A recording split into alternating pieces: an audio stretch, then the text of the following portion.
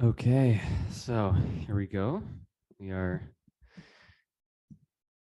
back in business doing a review of doing a solo review tonight of Bridge of Sighs by Robin Trower. So I guess I'll start by saying that this is an album that if you're a huge fan, if you're a huge guitar person, if you love guitar and you play guitar and you're a fan of um, Jimi Hendrix and Stevie Ray Vaughan, really anyone who like any kind of like 70s, 80s blues, psychedelia, I think this album is a must listen. And I would even go above that and say that this is one of the, in my opinion, one of the most complete blues rock albums of all time. Um, I'll start off by saying that because I think that Robin Trower is a name. There's a lot of really, when you think of British blues, you think of um, Eric Clapton, you think of psychedelia, you think of Cream. But I just find that Robin Trower isn't brought up enough. And this is funny that I'm doing this review solo because this is a guy that I couldn't quite get Sean into. I think Sean appreciates him, but doesn't like him quite as much as I do. And it's probably because I played it way too many times for him. But so how I discovered Robin Trower was I was a huge metal fan and I was going through Metallica's discography and I finally stumbled upon Garage Inc. And I read everything inside and out about Garage Inc. And there was a song called The More I See. It was a punk cover. And there was a section at the end that I read contained part of the Bridge of Sighs. And I thought, why not check out this whole album? Like, I don't know what the song sounds like, but I'm curious to see what this is. I went through a really heavy blues phase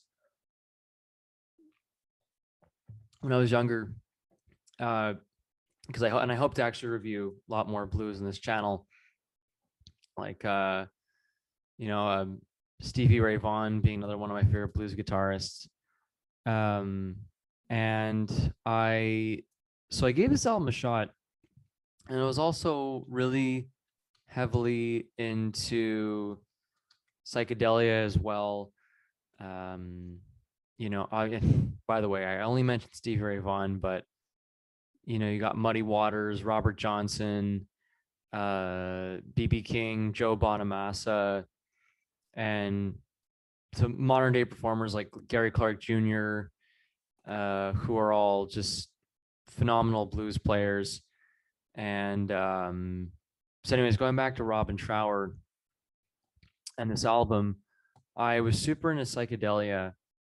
So, and everything from Cream to Iron Butterfly to The Doors, and I I hadn't come around to well, I listened to a few psychedelic blues albums, but for me, when I heard Robin Trower, I think something changed. Like it redefined what psychedelic blues was to me, and just I kind of saw where all these modern metal guitarists actually got a lot of their never-ending solos from. Besides, Jimi Hendrix being one of them, but I gave Bridge of Sighs a listen, and so I guess I'll get into maybe some background behind Bridge of Sighs. Bridge of Sighs came out in 1974, and this is probably one of Robin Trower's best albums. Robin Trower was a guitarist who was originally in the band called Procol Harum, and if you know who Procol Harum are, they're the band that does the song "A Brighter Shade of Gray" or "A Lighter Shade of Gray," and which is it's super. I don't want to say boomer, but it's a classic.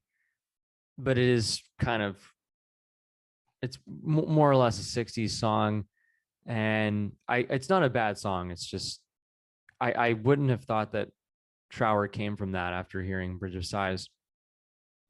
So Robin Trower has had a very long discography. He still plays live shows now, but I think his best years were when he had Jimmy Dwyer as his vocalist, James Dwyer, um, because James Dwyer had a really, really, really good blues voice, and he's really best known as the bassist and vocalist for Robin Trower, another band called Stone the Crows. He was Scottish, and he passed away about 20 years ago.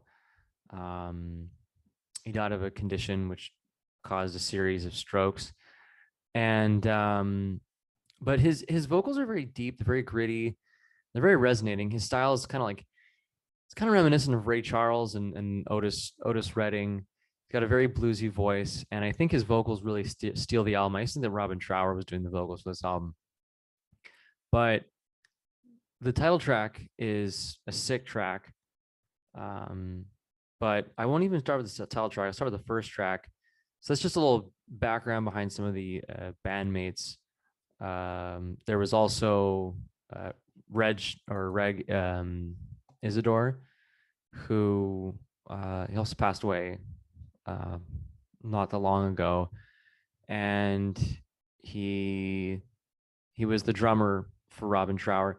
Robin Trower had a few other good albums after this. He had um, the ones with Jimmy Dwyer. I believe there was Twice Removed from Yesterday, which is an album that I'm going to review another time. There's Bridge of Sighs in '74. There was For Earth Below in '75, Long Misty Days and City Dreams, Caravan to Midnight, Victims of Fury. I haven't listened to much after that, because that was after Jimmy Dwyer left and they changed labels. But Bridge of Sighs has been certified gold, and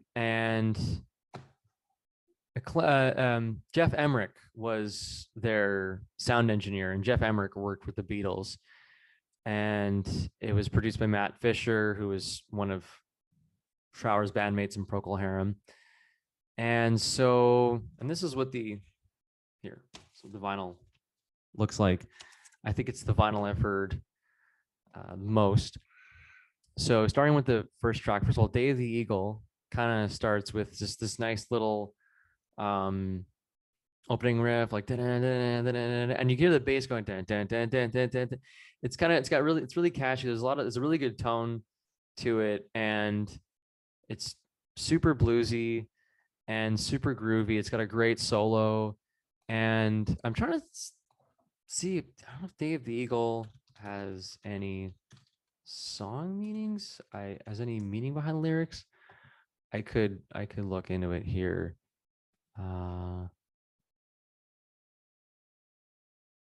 Someone mentioned how it could be about the day that the Nazis took out the British radars in the Battle of Britain. I wonder if that's what it's about, or I don't know. It's open to interpretation. Where am I here? But I love the lyrics, and I love the bluesy guitar riffs, the solos especially. And then it moves into Bridge of Sighs, which is the song that Metallica sampled or covered a bit of off of The More I See, and I love Bridge of Sighs. It's a bit of a slower number. It kind of sounds like it's, you're wandering through a desert and the wind is kind of blowing, and you can hear the lyrics, for example, which I'm going to look at the lyrics because I think the lyrics are pretty awesome. Hold on just a sec here. Bridge of Sighs, Robin Trower. Cold wind blows, the gods look down on anger on this poor child. The sun don't shine, the moon don't move the tides to wash me clean. Again, I think you really have to hear it because it's not just lyrics, it's the delivery of it. And the Bridge of Sighs is actually it's a bridge in Venice spanning the Rio di Palazzo, and it would connect the jail, the courtroom, to those who crossed over being jailed, and with us sigh.